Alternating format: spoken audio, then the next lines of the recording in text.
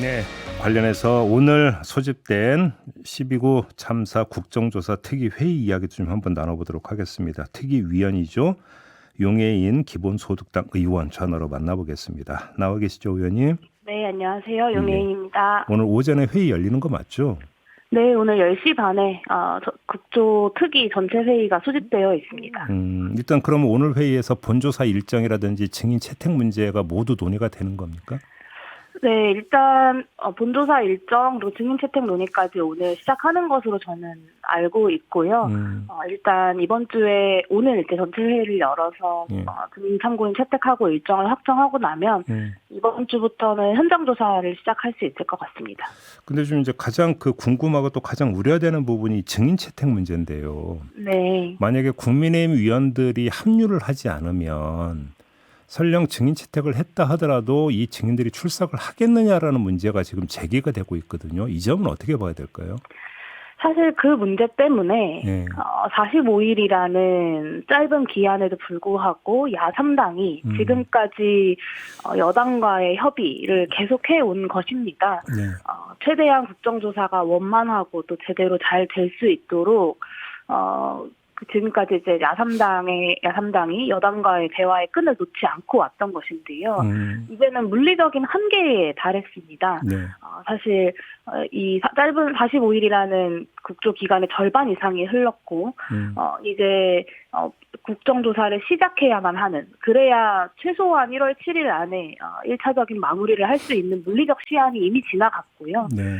그렇기 때문에 더 이상 기다릴 수 없고 일단 국정조사를 시작하고 그 이후에 여당의 참여를 기다리고 있겠습니다. 저희. 근데 일단 한번 이렇게 가정을 해보죠. 야당 위원들만으로 증인 채택을 했는데 증인이 출석하지 않았다. 그러면 네. 그때 제재를 할 수 있는 권한이 있습니까? 어떻게 됩니까? 일단 재차 이제 출석을 이제 명령하고요. 예. 그리고 나서도 출석하지 않는다면 이제 고발 절차에 들어가게 됩니다. 고발을 할 수 있다. 네. 물론 가장 좋은 건 국민의힘 소속 그 특위위원들이 합류해서 함께 증인 채택을 하는 것 아니겠습니까? 네, 야3당도 그렇게 생각합니다. 합류 여지가 지금 충분히 있다고 보세요? 실제로 국민의힘과 더불어민주당 양당 사이에 아주 구체적인 논의까지는 알 수 없지만요. 네. 오늘로서는 지금 당장 여당이 참석하지는 않을 것이다라는 예상을 저는 하고 있습니다. 일단 오늘은 그렇겠죠. 예. 네, 아무래도 예산안에 대한 국회 의장의 중재안이 나왔을 때 저는 어느 정도 양당이 네. 그 안을 수용하지 않을까라고 생각했었는데요. 네. 사실 대통령실이 나서서 이를 거부했습니다.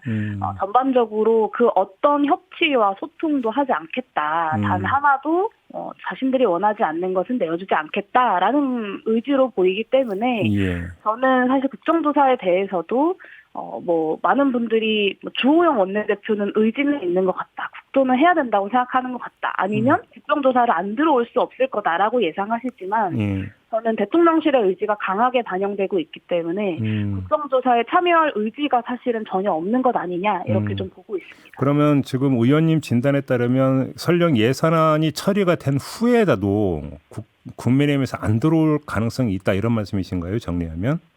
네, 저는 그렇게 보고 있습니다. 그래요. 근데 그럼 안 들어온다면 그거는 그 용산 대통령실의 의지의 어떤 그 반영일 것이다 이런 말씀이신 거고. 네, 그렇습니다. 국정조사가 만약에 그런 이유로 제대로 진행되지 않는다면 네. 그 책임은 오롯이 대통령실과 국민에게 있다라는 점을 네. 대통령실, 정부 여당은 좀 깨달으셔야 한다라고 생각하고요. 국민들과 유가족들이 지켜보고 계십니다. 네. 이 앞전 인터뷰에서 이제 박가영 씨 어머님이 잘 되었으면 좋겠지만 크게 기대는 하지 않는다라고 말씀하셨는데요. 네. 예전에 이제 그 국조특위 유가족 간담회에서 이런 이야기가 나왔습니다. 우리가 말로는 기대하지 않는다라고 하지만 정말 기대하지 않아서 그렇게 얘기하겠느냐라는 말씀을 해주셨었는데요. 네. 그 유가족들과 국민들이 똑똑히 지켜보고 있다는 점 역시 기억해야 할 것입니다. 또 하나 지금 조금 전에 의원님도 잠깐 언급을 하셨는데 일단 그 1차 기한은 내년 1월 7일까지잖아요. 네, 그렇습니다. 그러니까 이제 본조사 일정이 예산안 처리 후부터 시작해서 내년 1월 7일까지로 되어 있는데 예산안 처리가 이제 계속 늦춰지다 보니까 그만큼 본조사 일정을 까먹은 거잖아요. 네, 맞습니다. 그러면 혹시 오늘 회의에서 바로 그 조사기한 연장까지도 논의가 될 수 있는 겁니까? 오늘 제가 그 이야기와 제안을 드릴 생각입니다. 사실 보고서 작성 시간까지 감안했을 때 예. 아까 말씀드린 것처럼 물리적으로 국정조사를 원만하게 마무리하는 것 자체가 불가능한 일정입니다. 그래서 이미 49제 되던 날에 이제 일정 연장을 하자라는 요청을 드렸고요. 네. 사실 이제 곧 예산안 처리가 있을 예정이다라고 가정했을 때 그 예산안을 처리하는 이 본회의에서 네. 이 국조특위 연장안까지 함께 의견을 할 수 있도록 해야 된다라고 보고 있습니다. 그럼 어느 정도 연장이 돼야 된다고 생각하세요? 최소 30일 연장은 필요하다고 생각합니다. 30일 정도 더 연장을 해야 된다? 네, 그러면 그렇습니다. 2월 7일까지는 가야 된다 이런 말씀이시고?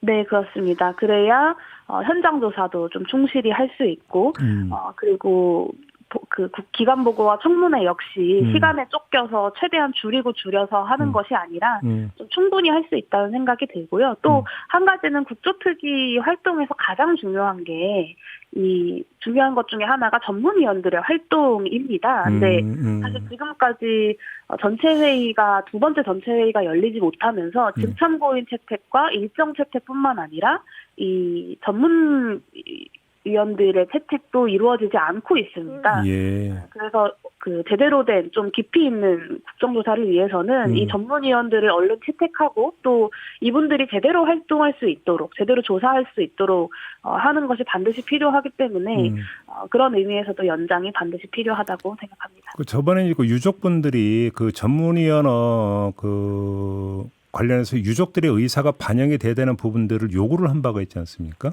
네, 맞습니다. 이것도 좀 그러니까 다 반영이 돼야 된다고 보시는 겁니까? 안 그래도 야3당에서 그 전문위원 선정을 할 때 그 부분을 좀 함께 논의를 했고요. 그래서 뭐 각 의원실에서 요청하는 전문위원들과 함께 또 각 유가족분들이 요청하는 전문위원들을 또 그 야당 의원들의 이 추천하는 전문위원으로 또 제안을 합니다. 그래서 저희 그 의원실에서도 그러니까 용해인 의원실이라고 이렇게 나가는 이 전문위원 추천 명단에도 유가족분들이 추천하신 분이 전문위원으로 올라가 있습니다. 그렇군요. 그 조사 내용 관련해서 그 참사가 벌어진 이후에 정부 대응 관련해서 여러 가지 지적이 나오고 있거든요. 예를 들어서 마약 부검을 제안을 했다든지 행안부 장관이 유족한테 연락해서 단독 면담을 요청을 했다든지 뭐 그다음에 주소 지역하고 전혀 상관없는 엉뚱한 지역에 경찰이 1대1 매칭이 됐다든지 여러 가지 문제가 제기가 된 바 있는데 이런 것도 국정조사 대상에 포함이 될 수 있는 겁니까?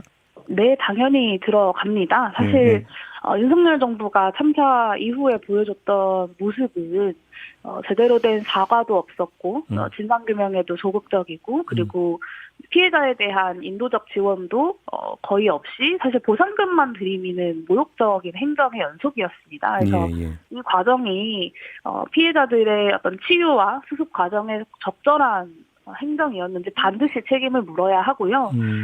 특히 이제 유족들에게 사죄하고 이제 참사 피해자들의 권리를 보장해야 하는 정부가 유가족들을 고립시키는 데 앞장섰다라는 점이 사실 가장 분노스럽습니다.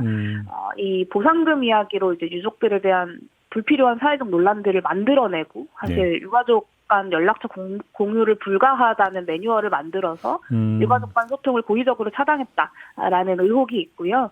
심지어 최근에는 이 대통령의 최측근이라고 소위 윤핵관이라고 하는 이들이 유가족과 생존자들에 대한 모욕적인 발언을 계속해서 이어가고 있습니다. 사실 이 지난주에 이제 이태원 참사 생존자의 부고가 전해졌는데요. 이 유가족과 피해자들을 모욕하고 고립시키는 이 정부 여당의 태도가 사실 참사 피해자들이 치유하고 어떤 이 트라우마를 극복하는 과정이 아니라 또 다른 고통과 죽음이라는 절망적인 선택지를 강요하는 결과를 낳지 않을까 매우 걱정스럽습니다. 이 정부가 호언장담했던 전담 공무원 1대1 매칭 그리고 심리상담 지원, 원스톱 지원센터 이런 것들이 제대로 운영되었는지도 국정조사 통해서 반드시 밝혀내겠습니다. 그 49제 추모제가 열렸잖아요. 네, 이 그렇습니다. 자리에 지금 정부 관계자가 불참한 것이 이제 문제가 됐는데 이에 대해서 대통령실은 조계사에서 열린 49제의 시민사회 수석이 참석을 했다. 이렇게 이제 그 이 점을 강조를 하던데 어떻게 평가를 하세요? 그 대통령실의 그 해명이 저도 참 황당했는데요. 네. 대통령실에서 이태원역 앞에서 그 추모제가 열렸던 곳까지 걸어서 한 15분 정도면 도착하는 거리입니다. 그러니까 이거는 정부가 유가족들의 목소리를 직접 들으려는 신용조차 하지 않는다. 그런 마음을 적나라하게 드러내고 있는 것이고요. 네. 유가족의 호소를 외면하고 이 묵살한 대통령 때문에 사랑하는 이를 잃은 유가족이 마음을 추스리고 수습하고 치유하는 과정보다 다시 거리에 나서는 이 비극이 반복되고 있지 않습니까? 네. 저는 최소한 유가족의 목소리를 듣는 신용이라도 하는 게 정부가 해야 하는 도리다라고 생각하는데요. 최근에 이 망원 총리, 한덕수 총리부터 경질하는 것으로 대통령이 이 참사에 대한 수습과 책임, 제대로 된 책임자에 대한 책임을 묻고 또 진상규명에 협조하는 것을 시작해야 된다라고 보고 있습니다. 지금 아무튼 본조사가 들어가기 전에 예를 들어서 이제 자료 요청 이런 거 지금도 하고 있죠, 의원실에서. 네, 계속 자료 요구들을 하고 있습니다. 여기에는 좀 어떻게 좀 그 열심히 응하고 있나요? 네, 특수본 수사나 보안을 사유로 제출을 거부하는 경우가 굉장히 많고요. 예. 그런데도 불구하고 개인 행적들, 그러니까 예를 들면 국정상황실장의 개인 행적마저도 보안이라면서 밝히지 않고 있기도 하고요. 또 저희 의원실에서는 이제 대통령실의 재난대응 방침을 좀 확인하고자 이 재난 분야의 한정에서 국가 위기관리 지침을 달라라고 요구를 했습니다. 근데 이 지침은 각 지자체들에게도 하달이 되는, 그러니까 공개하지 않을 근거가 전혀 없는 지침임에도 불구하고 국가안보실에서 비공개를 계속 하고 있습니다. 그리고 또 예를 들면 112 무전망 이런 참사의 진실을 밝히는데 매우 중요한 단서들도 자의적 판단으로 열람만 허용하고 있습니다. 그리고 경찰 같은 경우에는 이 매뉴얼 있지 않습니까? 업무 매뉴얼 같은 경우는 참사에 아주 직접적으로 관계 있는 자료들은 아닙니다. 근데 다만 이 참사에서 어떻게 대응을 했었어야 됐는지, 실제로 그 대응이 잘 됐는지를 들여다보기 위해서 필요한 자료인데 이런 자료들도 매뉴얼임에도 불구하고 비공개 그리고 최소한의 열람 조치들만 하고 있습니다. 앞날이 좀 험난해 보이네요. 알겠습니다. 자, 오늘 인터뷰 이렇게 마무리해야 될 것 같습니다. 고맙습니다, 의원님. 네, 감사합니다. 네, 용해인 기본소득당 의원이었습니다.